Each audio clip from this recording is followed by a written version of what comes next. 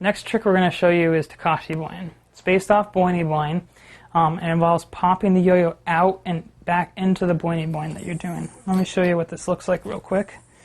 When you're in the middle of a Boing Boing it's going, you pop the yo-yo out, and as you're doing so, you then pop it back into it, just like that. It's popping out of the Boing Boing, back into it, and then you pop out the other way and back into it.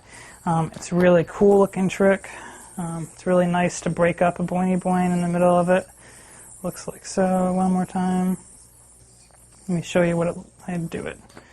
So from Boing Boing, make sure you can do a good Boing Boing already. This trick.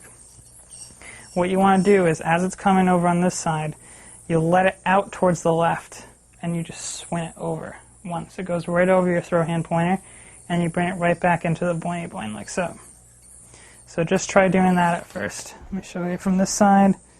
It swings right out, it swings over your throw hand pointer, and it comes back in, and you start boinging with it again.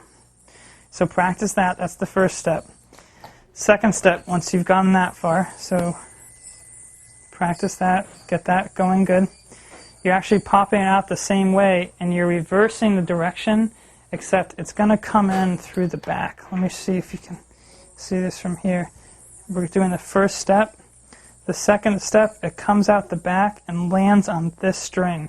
It's the string more towards your right. It comes around and hooks in like that. And then you're right back in a Boing Boing mount. So you can start bouncing it back again, like so. Let me show you from this side again. Comes out to the left once you've got it going.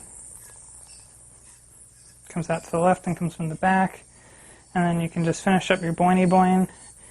This one has an extra little tangle here, so it's really good to get out with a ripcord. It makes it look really smooth, really precise. One more time.